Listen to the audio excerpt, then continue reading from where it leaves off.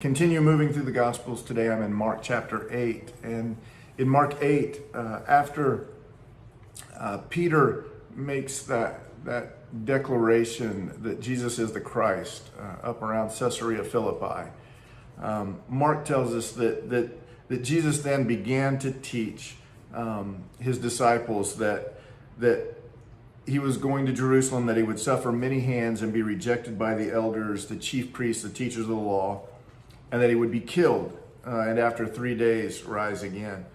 And Mark says that he spoke plainly about this. And then Peter takes him aside and rebukes him. But the thing, and Jesus follows that up. Mark says Jesus turns and he sees the disciples and he rebukes Peter. And he says, "Get behind me, Satan. You do not have in mind the concerns of God, but merely human concerns." The thing that I wanted to focus in a little bit on today is that Jesus at this point, his disciples have been with him. They've witnessed the miracles. They've heard the teachings. They've seen how he lived and all of those things. They've been impacted in incredible ways.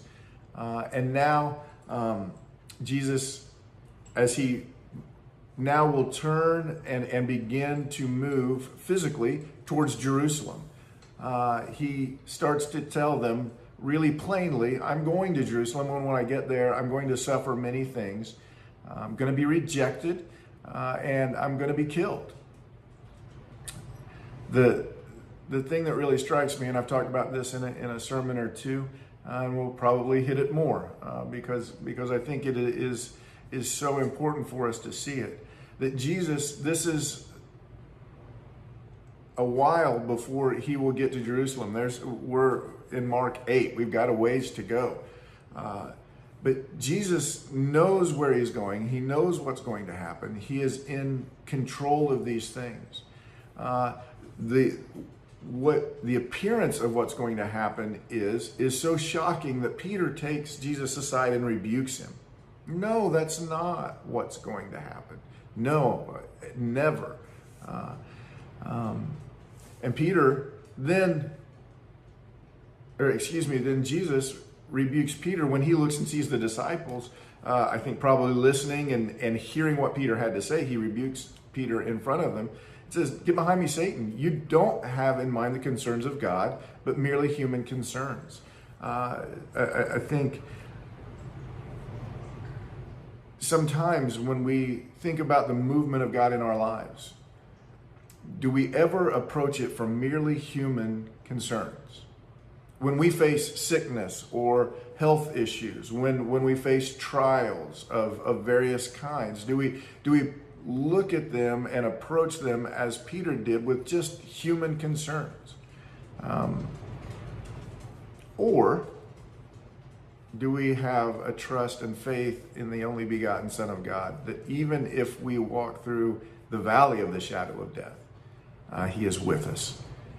Today I want to encourage you to just spend some time praying and asking the Holy Spirit again to guide and direct you. But to really just kind of seek where you are and to confirm or replace your faith in him and the concerns of God.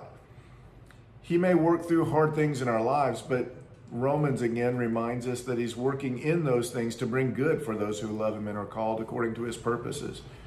Sometimes we try to avoid the difficulties, and maybe in avoiding the difficulties, we hinder the purposes of God in our life and through our life into the lives of those around us. Well, I hope you have a great day. I will talk